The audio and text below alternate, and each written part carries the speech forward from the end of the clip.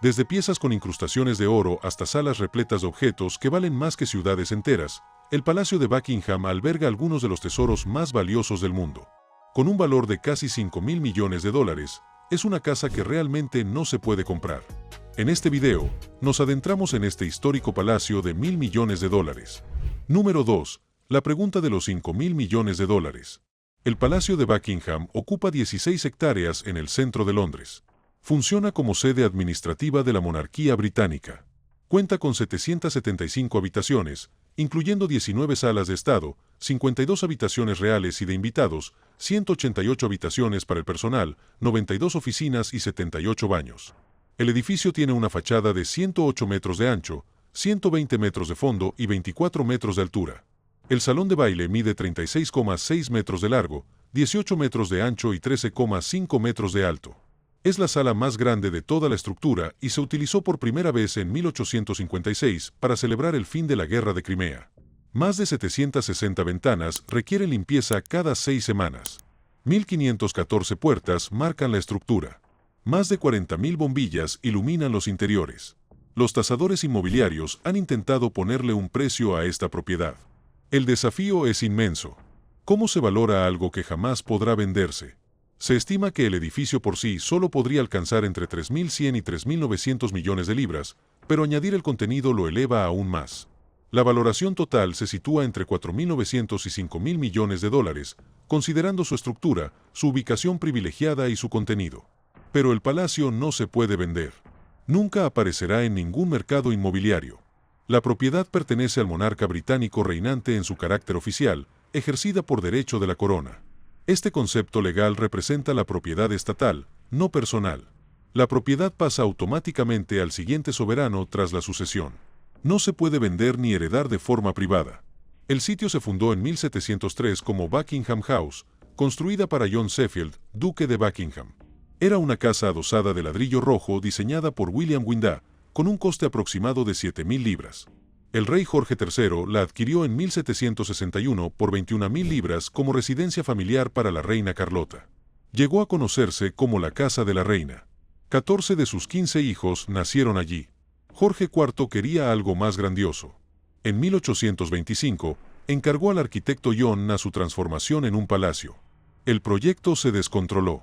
Los costos aumentaron de 150.000 libras iniciales a casi 500.000 libras, equivalentes a unos 1.000 millones de dólares actuales.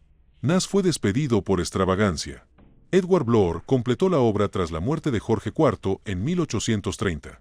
La reina Victoria lo convirtió en residencia real oficial en 1837. Se mudó allí ese mismo julio. Se convirtió en la primera soberana en partir de allí para su coronación en 1838. El espacio era reducido. Añadió una cuarta ala en 1847, financiada en parte con la venta del pabellón real de Jorge IV en Brighton por 53.000 libras. El edificio que vemos hoy, con esa fachada de piedra de Portland, se construyó en 1913.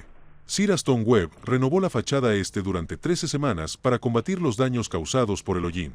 El famoso balcón, añadido por sugerencia del príncipe Alberto, albergó por primera vez una aparición pública de la reina Victoria en 1851 durante la Gran Exposición.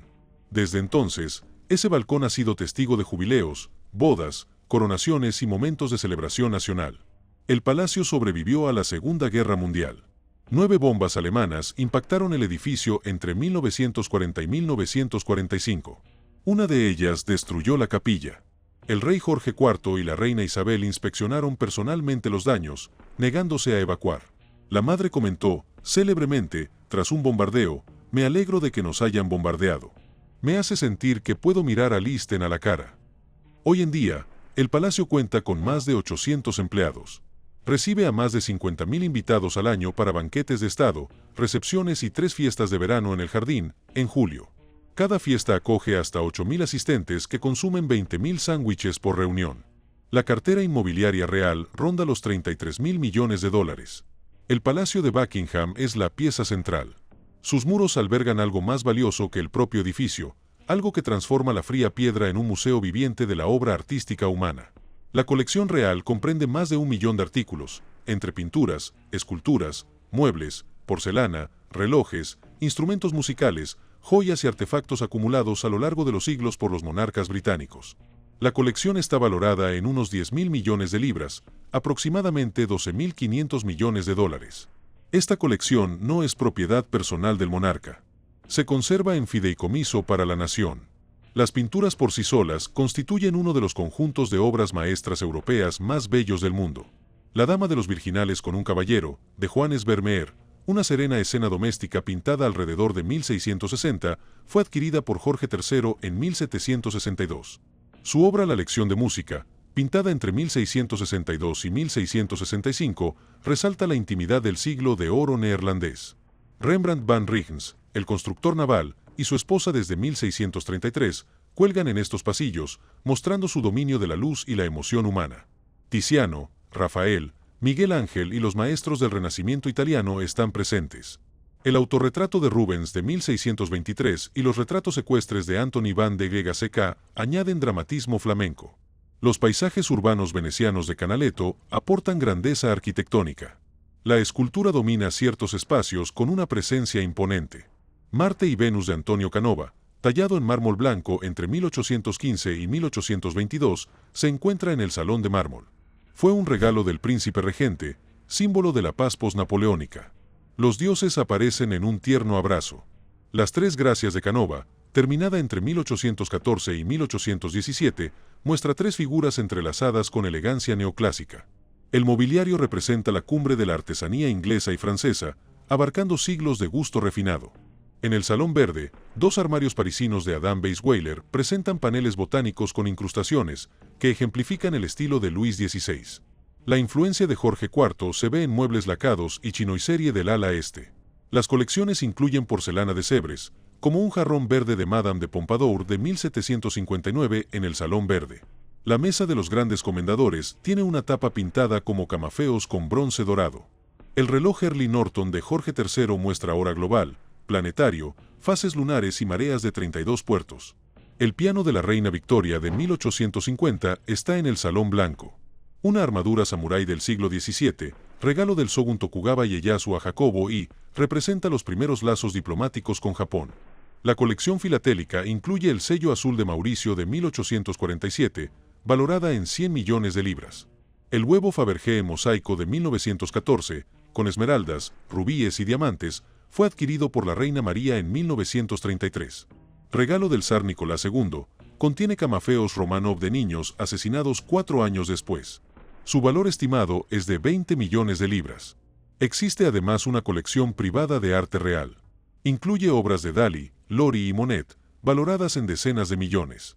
A diferencia de la colección en fideicomiso, esta pertenece personalmente a la monarca. Los estados financieros 2024 a 25 muestran ingresos de 89,9 millones de libras, con 13,9 millones netos. La colección no se capitaliza como activo, manteniéndose en fideicomiso como técnicamente invaluable. Número 1. El Palacio Oculto. Tras la fachada pública se esconde una ciudad en funcionamiento, invisible para los turistas que hacen cola para los tours de verano, desconocida para las multitudes que se congregan en las puertas con la esperanza de vislumbrar a la realeza. El palacio funciona casi como una pequeña aldea dentro de sus muros, equipado con instalaciones que facilitan la vida real sin necesidad de servicios externos. Incluye un cine privado para proyecciones, una piscina construida en 1938 en el pabellón noroeste, un consultorio médico para atención médica in situ, una oficina de correos gestionada por Royal Mail y un cajero automático Cowots en el sótano. La familia real puede nadar, ver películas, recibir atención médica, enviar paquetes y retirar efectivo sin necesidad de salir del edificio.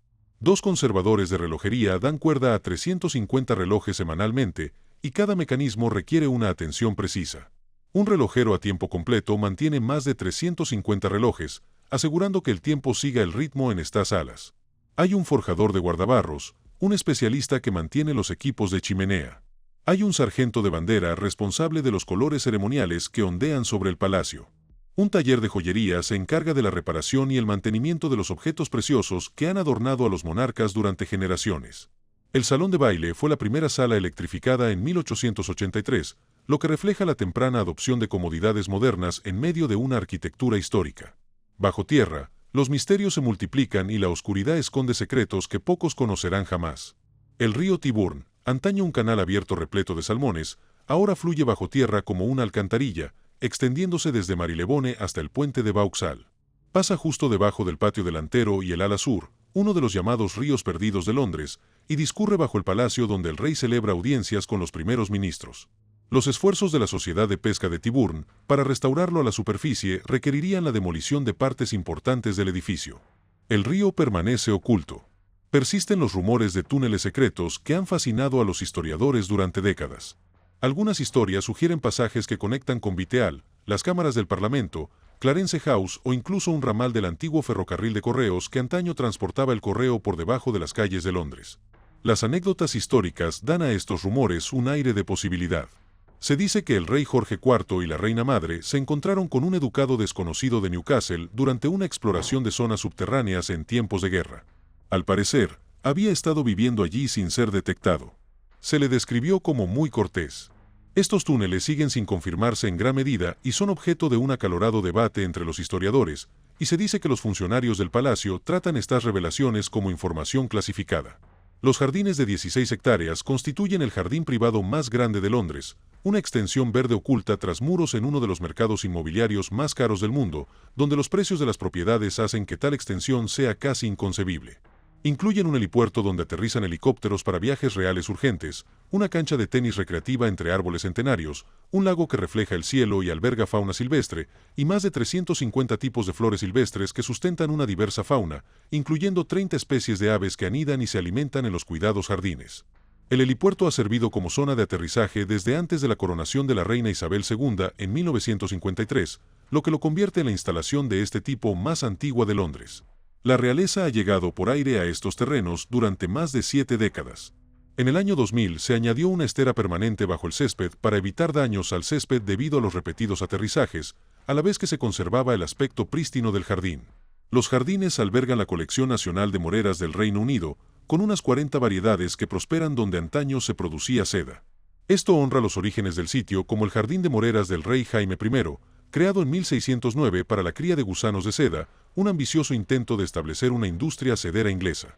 El intento fracasó estrepitosamente porque se plantaron las especies equivocadas, moreras negras en lugar de las moreras blancas que los gusanos de seda prefieren.